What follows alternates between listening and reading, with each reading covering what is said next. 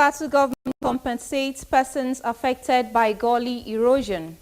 Hyperdeck takes steps to address effects of climate change. General Officer Commanding 3 Division meets with stakeholders on this year's farming season. We are glad you could join us on Panorama today in our Just studio. I am Mary Replong Domtur.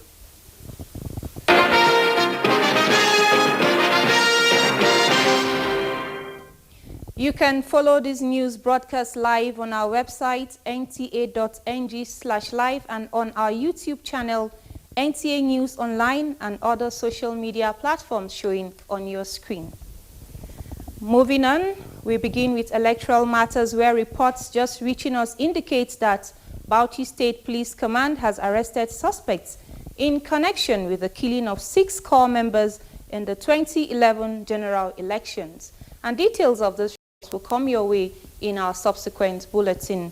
Meanwhile, electoral process for the local government election in Bauchi State has kick-started with a call on journalists to take into consideration the need for the public to be properly guided. Chairman of the Bauchi State Independent Electoral Commission, Ahmed Makama, stated this at a press briefing on the level of preparation so far. Zainab Agbola reports. Invitation to all chairmen of the political parties and other stakeholders for the election process and discussion about its conduct were the major issues highlighted by the State Electoral Commission. Ahmad Makama has used the opportunity to appeal to people to conduct themselves appropriately during the election, which is slated to hold on the 10th of August 2024. Help us inform the public, especially citizens of Bauchi State, that local government elections are going to hold on Saturday, the 10th of August 2024. The process has begun.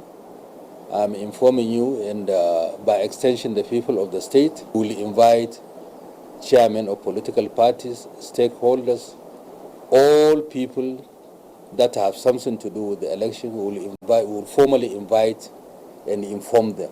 Chairman also said the commission is looking forward to conducting the election peacefully in all the 20 local government areas of the state in Bauchi. Zainab Agbola, NTA News. And moving over to agriculture now, a new vista of partnership is being contrasted between the National Institute for Legislative and Democratic Studies and the ECOWAS Parliament to promote democratic practice and culture in the ECOWAS member countries. This was the thrust of discussion when the Speaker, ECOWAS Parliament visits Director General NILDS in Abuja. Mohammed Rabiu Ali reports.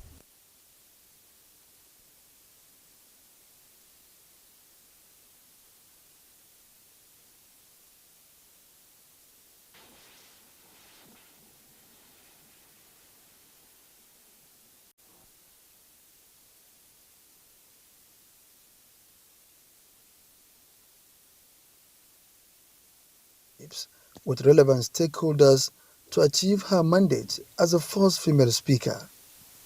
At the National Institute for Legislative and Democratic Studies, Speaker Ibrahim acknowledges challenges facing the sub-region, assuring that with the support of NILS and other relevant institutions, the community will be better. We cannot develop in the midst of banditry, kidnapping, and all sorts of criminality.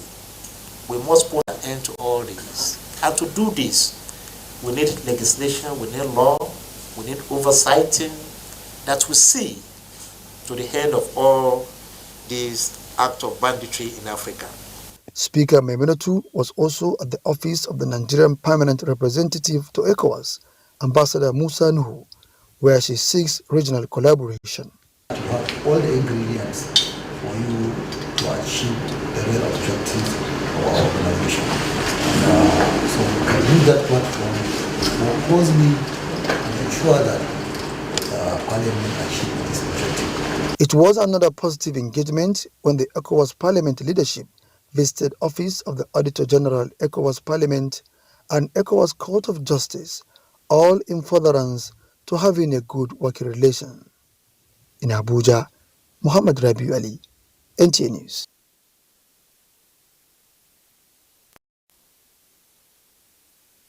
Representative says more specialized agricultural institutions are needed to fast-track the federal government's drive for food security and agaric mechanization in the country.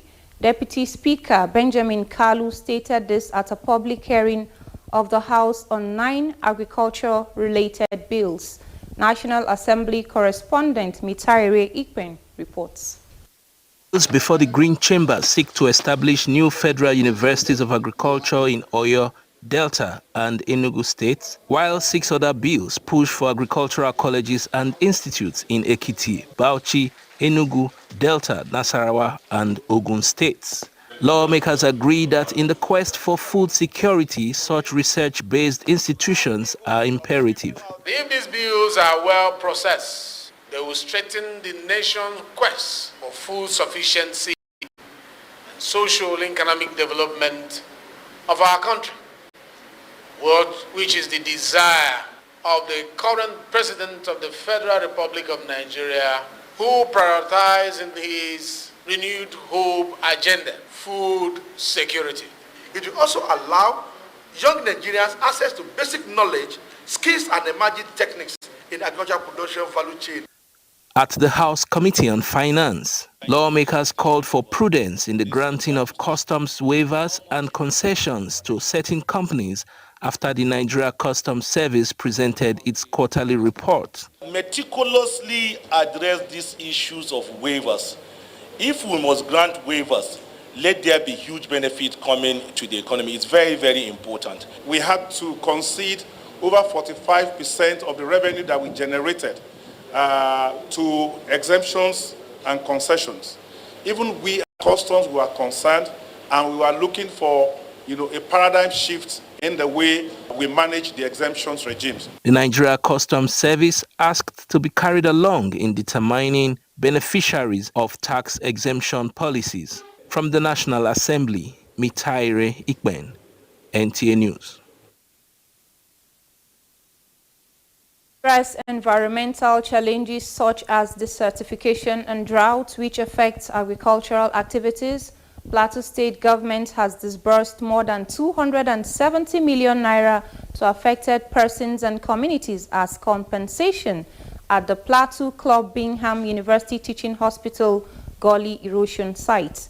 Governor Caleb Mutfwang said this at the flag-off of the project handed by the Agro-Climatic Resilience in Semi-Arid Landscape in conjunction with the World Bank. Ijoma Ozemina reports.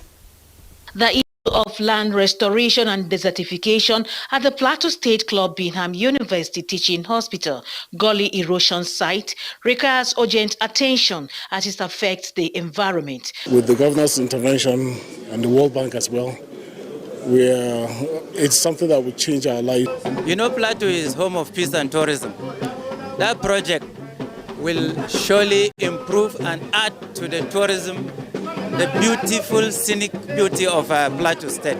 Governor Caleb Mutfwang says management of land is critical to human existence, noting that it is imperative that the resources given to the persons be used judiciously. I therefore charge all of you that are involved in implementing the AgriSub project to show commitment, to show patriotism, to show resilience against temptation from misuse. National Project Coordinator Rizal Plateau, Abdulhamid Omar, appreciates the governor for his all-inclusive governance by releasing the counterpart funding for prompt payment. We want to reclaim more desert. We want to plant trees.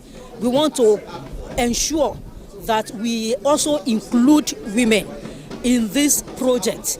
Do you understand? Because it is all about enhancing the livelihood of people. And now, people who are engaged, like in sand mining can lead to gully erosion.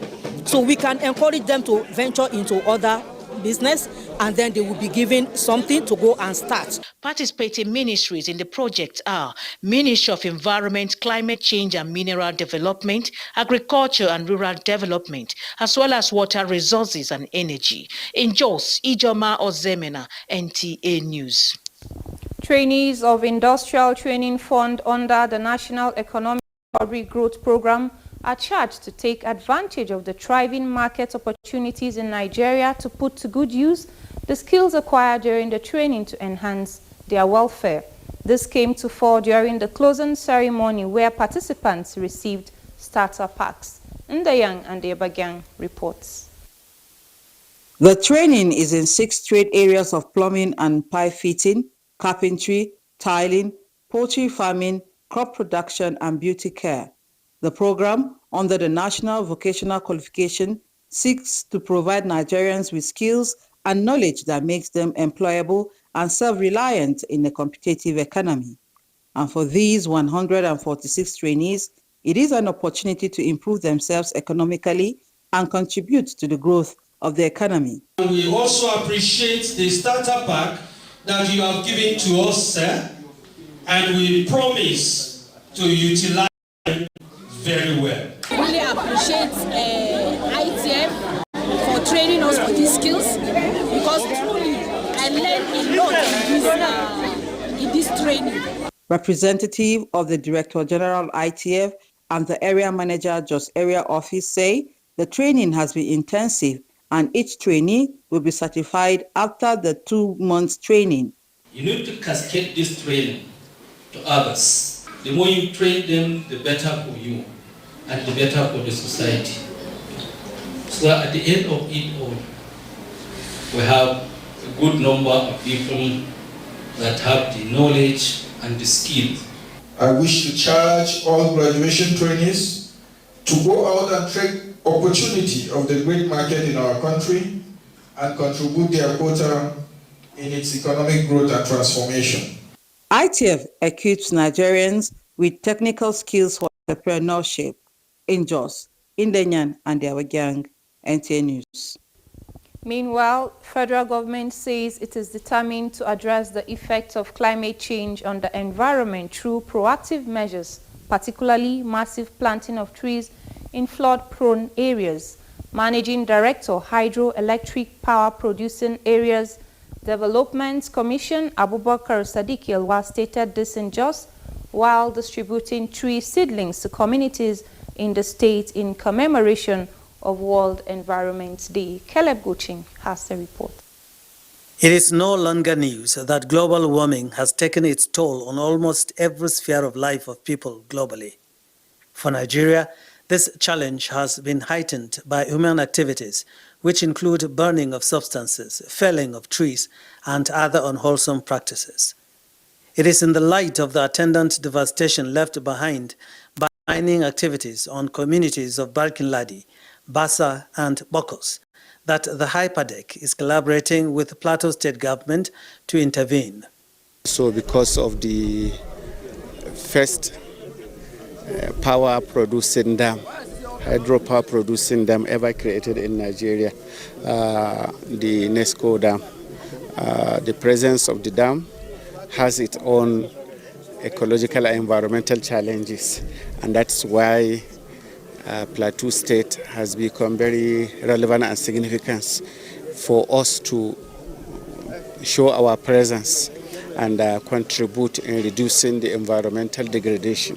Very soon this year we're going to see where we're doing the urban greening just Bukuru Metropolis very soon. We've already started planting in Wildlife Park. We've done 15,000 recently, and we're going to be seeing in all, we're planting all our forest reserves in the 3 senatorial zones on the plateau, and many more activities when it comes to tree planting. Other major players harped on the need for people to safeguard the environment by not obstructing waterways and indiscriminate disposal of waste. Each and every one of us here to maintain our environment very seriously. And in the next 20 years, a lot of the population would leave the earth, and we are the ones that are going to be left behind to suffer the consequences of our inactions. So we look forward to collaborating more with the government to encourage tree planting and proper environmental behavior among our communities. This very program is very vital in the sense that it will open up the eyes of the citizens towards the value of the land. The event featured awareness talk to the young generation who are expected to key into the project of planting trees. A land mass of about 10,000 hectares has been earmarked for planting of economic trees in Barkin Ladi by the Hyperdeck. with the state government committing itself to planting 10 million trees in 5 years. In Jos, Caleb Gochin, NTA News. And joining us in the studio to discuss and shed more light on this is the Plateau State Coordinator and Hyperdeck, Abubakar Salisu Tanko. We're glad to have you join us. Thank you very much. Sir, you just distributed tree seedlings to communities to mark World Environment Day. Could you shed more light on the event? Yes. As you just saw in the report, our Managing Director takes it upon himself based on the mandate of the Commission, which has to do with ameliorating environmental hazards and degradation so far as a result of the operations of electricity producing dams by the generating companies, which has to do with overflooding, erosion, and what have you. So the Managing Director felt it is necessary to commemorate this day by going around all the Hyperdeck states. Last year it was done at Mina, the Hyperdeck headquarters, but this year he said it must be done in Plateau State, owing to the fact that hydroelectricity generation started in Nigeria, as he captured rightly, in 1921. So what was the reaction of your beneficiaries during this distribution? You can see they are so enthusiastic, they are very happy and ready to collaborate with the government and end Hyperdeck to see that this degradation and environmental hazard is mitigated, or at least curbed to the barest minimum. They've donated willingly. The 3 local governments covered by Hyperdeck, which are Basa, Barikiladi, and Bokos local government, have donated willingly 10 hectares of land, which Hyperdeck is going to use to plant trees, economic trees, and trees that will prevent environmental hazards. Already on the World Environmental Day, which was marked on the 5th, the Commission brought about 1,500 seedlings and planted them on some sections of the field and distributed the remaining to the community to go and plant on their own. So aside tree planting, what other measures can people take to address the effects of climate change? Yes, creating awareness to the people to avoid environmental pollution, cutting down of trees, and using other environmental friendly items such as solar lights and what have you. I think it will be very key. Okay, and moving forward now, what's those messages you want to dish out to the public and the way forward on the mitigation of climate change? Yes, as I said, there should be massive awareness, and on the part of the government, efforts should be made to reduce the cost of energies to the people, because recently, you know, the cost of cooking gas is too high. People in the rural areas rely mainly on firewood, which they have left with no option than to fell down the trees as their source of energy for cooking. So it is recommended that people should be told the dangers of felling down the trees without planting fresh ones to replace the ones they felled. And then, as I said, there should be to see that cost of livings are highly reduced for people to really avoid cutting down of trees and participating or doing other actions that are very dangerous to the environment. Thank you so much, sir, for shedding more light on the event. We're glad you could join us. Panorama will continue after this break. The counsel of our fathers. I will urge and advise our younger generation to use talent and brain to sort out problems, not arms. Nigerian youths, let's build our nation. My advice to these young people is please do not take us back to those harrowing days you probably do not know what it is. I believe we have fought one civil war too many in this country.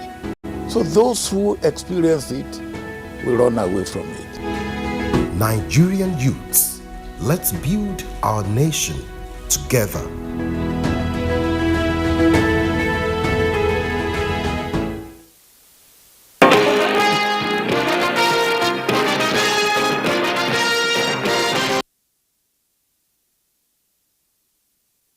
Moving on, addressing the issue of underage herders, night grazing attacks on farmers, herders, and livestock are ways of ending conflicts and ensuring safe environment for farming activities to thrive.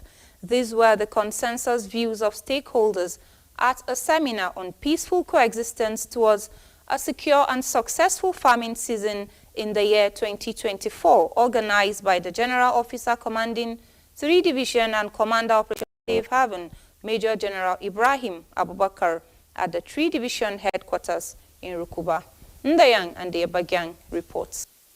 Agriculture is crucial to the development of the society, and a peaceful and conducive atmosphere for farming activities is key to achieving bumper harvest. However, the series of conflicts recorded in communities as a result of wrong grazing practices, destruction of farms, and killing of cattle, as well as kidnapping among other criminal activities, have led to decrease in farming activities. Worried by this ugly trend, the GOC and Commander Operation Safe Haven convened a meeting with these participants from the 17 local government areas of Plateau, Southern Kaduna, and parts of Bauchi, which are under the joint operation area of the OPSH, to find practical and workable solutions towards a successful farming season. Farmer and herder, they have to live together. The way we can bring peace to our community through telling our neighbors or helping them or bringing them close to us, showing that we love each other. Resource persons in their separate submissions identified lack of mutual trust and love for one another as some of the factors generating conflict and called for sincere change of attitude. Governors of Plateau and Kaduna states represented decried the rate of agricultural losses as a result of destruction of farmlands and cattle and called for concerted efforts in ending the conflict. He would like me to express his unwavering commitment to supporting all of our security agencies. Starting from the local level, they must sit together as a community. Convener of the meeting, Major General Abdusalam Abubakar, points out that about 50 cases of farm destruction and attacks on cattle were recorded. There is a direct nexus between food security as well as economic development and national security. We must, therefore, create an enabling environment for both farming and herding activities to be carried out side by side without fear or conflict. The GOC then inaugurated motorcycles for anti-farm patrols in farming communities in Jos, Indenyan, and the Abuja. NTA News. Nigerians expect more from the Super Eagles as they battle the Cheetahs of Benin in a crucial World Cup qualifiers on Monday in Abidjan. For more on this and other sports stories, let's join Suleiman Musa on Sports Updates. We begin with football. The Super Eagles of Nigeria will be looking forward to secure a very crucial victory to reignite their hopes of qualifying for the 2026 FIFA World Cup finals when they face Benin Republic in their next qualifying match. The 3-times Africa Cup of Nations winners will be seeking to bounce back from their recent 1-1 draw against South Africa on Uyo Akwa Ibom State, as Nigerians expect nothing less than a win. Much is not lost. We expect a very robust reaction. Nigeria now has 3 points, 3 draws with 3 points, and the top team, which is Lesotho, has 5 points. So hopefully, if we're playing Benin on Monday, if all goes well, we might just turn out a result. Still on football, Nasarawa United began their quest to return to the Nigerian Premier Football League with a victory over El Kanemi Warriors in the Nigerian National League playoffs. The Solid Miners defeated El Kanemi Warriors 1-0 at the playoffs in Enugu via a Moi Hassan's free kick in the 25th minute. Nasarawa United next take on Sokoto United in their next game on Monday, and a win will secure the club and MPFL Sports. Meanwhile, in the other Super 8 results, Sporting Supreme beat Sokoto United 1-0, Madiba FC lost 2-1 against Beyond Limit, and Ikorodu City shared the spoils with Inter Lagos. In another development, Eyimba International Chairman Nwankwo Kanu has approved the provision of 5 coastal buses for the transportation of supporters to and fro Enugu for the Nigerian Premier Football League match day 35 fixtures on Sunday against league leaders Rangers International. The match will be live on Star Times Channel 244. To athletics, Nigerian sprinter Rosemary Chukwuma capped off her collegiate career with a podium finish, clinching the bronze medal in the women's 100-meter final at the NCAA Outdoor Track and Field Championships in her final year representing Texas Tech University. Chukwuma clocked an impressive time of 10.90 seconds to secure third place in the highly competitive 100-meter final at the Hayward Field in Eugene, Oregon. Meanwhile, the Athletics Federation of Nigeria, AFN, has assured Nigerians that no Nigerian athlete will be disqualified because of doping regulation violation at the 2024 Olympics in Paris, France, as all necessary measures has been put in place to ensure Team Nigerian athletes meet all the needed requirements of the World Anti-Doping Standards. Nigeria, in the last Olympic Games in Tokyo, Japan, saw 10 athletes ejected from the Games after they failed to present evidence of the required tests. With Sport Update, Suleiman Musa, NTA News.